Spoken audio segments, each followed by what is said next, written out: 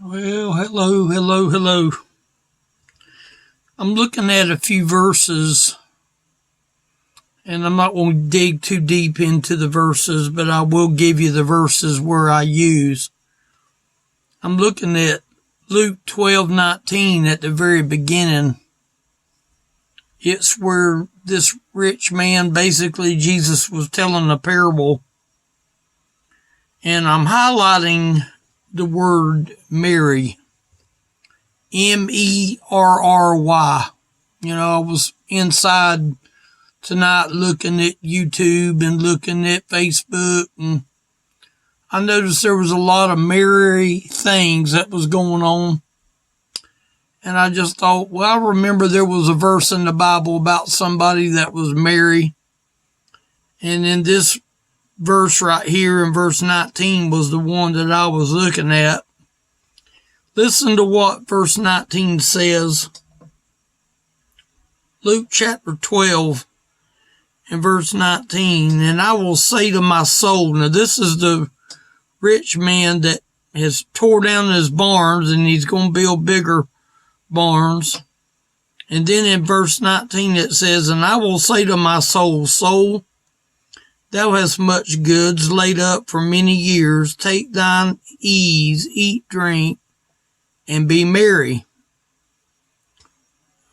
And I was reminded of another verse over in the book of James, and I went ahead and marked it. In the book of James, chapter 5, and verse 13. Listen to what James says. Is any among you afflicted? Let him pray. Is any merry?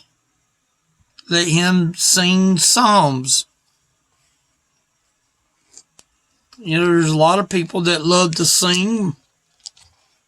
I have a stepdaughter that loves to sing. She's pretty good at it. She's got a good voice.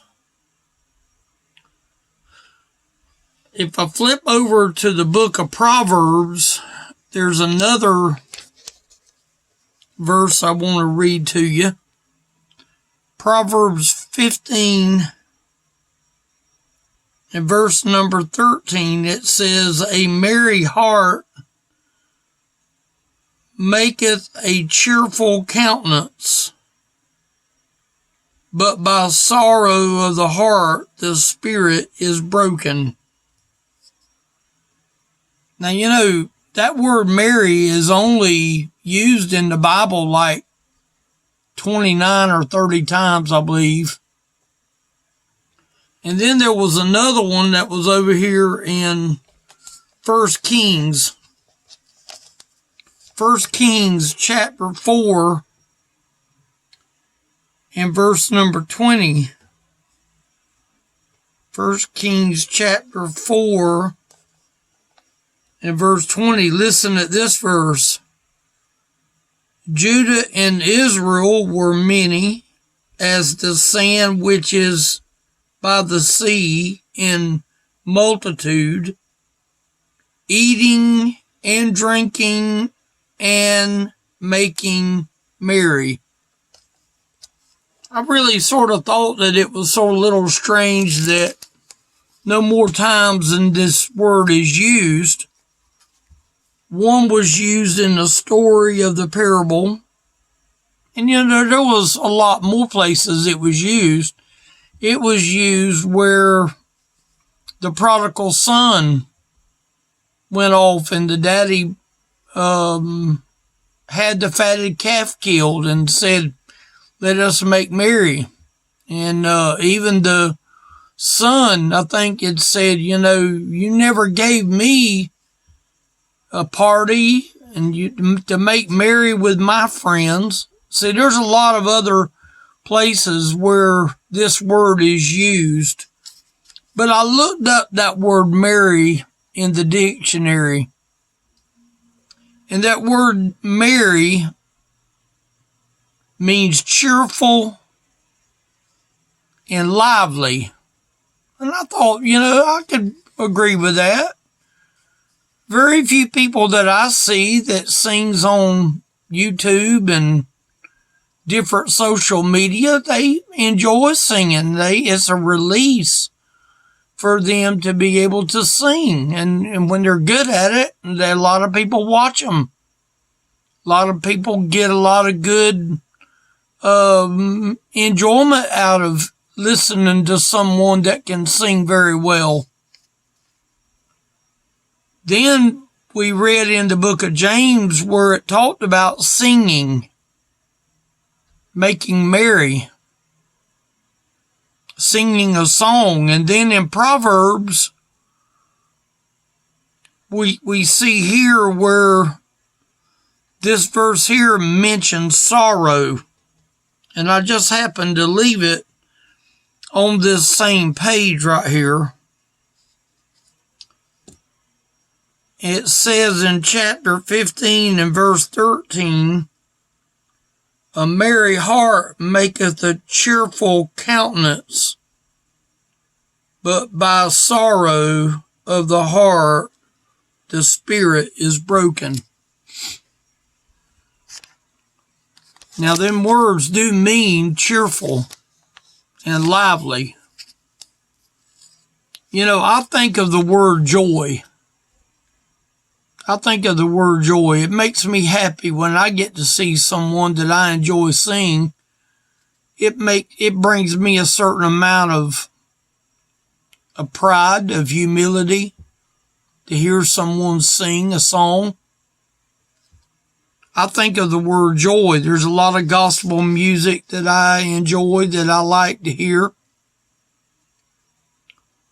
But you know, there's nothing that compares to the joy inside the soul. I could sing a song and it probably wouldn't get no attention,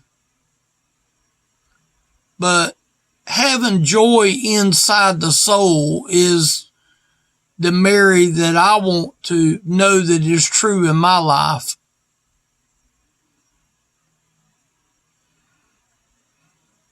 We're talking about peace. When I think of being merry, I think of peace. I think of what I would consider to be real peace. Not just pretend peace. I'm talking about real, genuine peace that comes only from Jesus Christ. That peace. You know, temporary joy ends with just a memory. I hear someone sing when the song is over. If I've really enjoyed that song, I want to hear it again. I want to hear it over again. I want to hear it many times over. I have one particular song that is sung by a new friend of mine that he sings the song, Ye Must Be Born Again. It's a wonderful tune. It's a wonderful song. It's a truthful song. The words in it is very truthful. I get a lot of joy. Maybe I'll post it after I post this video, and I'll post that song that he sings. The title of it is Ye Must Be Born Again. And you know, that's what brings a merry heart to someone, is being born of the Spirit of God. But temporary joy ends with a memory.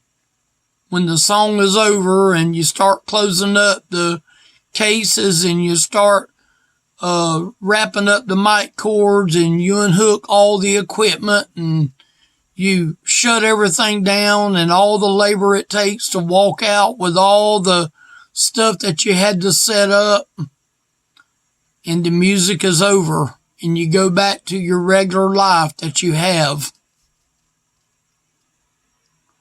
The fleshly peace of that musical time ends. It ends as well, just like that temporary joy ends with a memory. Oh, if you get to tape it on Facebook or tape it on YouTube, you can always go back and get joy But you know, it's not the same. It's not the same kind of joy when you go back and listen to it again. I got some questions that I come up with from this word. Will you be merry for eternity? You will if you're saved. You will if you're born again. If you're a child of God, you will be merry for eternity.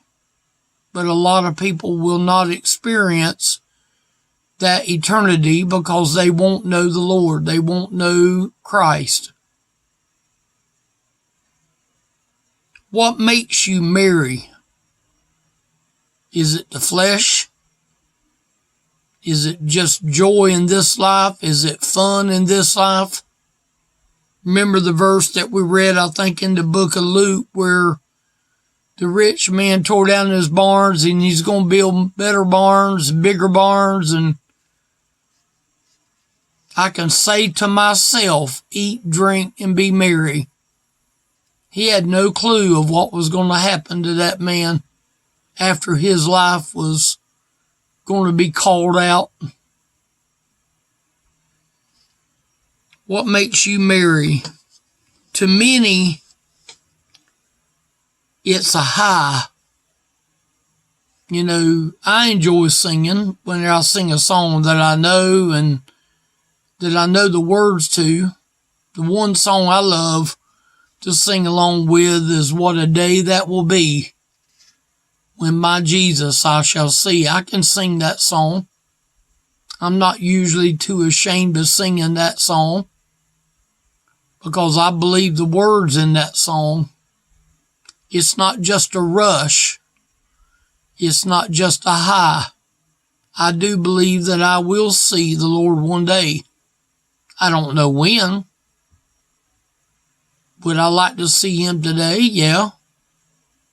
Am I willing to wait until he comes and calls me and takes me home? Yeah. Is there still a work for me to do today? Yeah. Is there a work for you to do today? Yeah. Maybe it's to share this video. Maybe it's for you to meditate on whether you're merry in the flesh or you're merry in the spirit of salvation.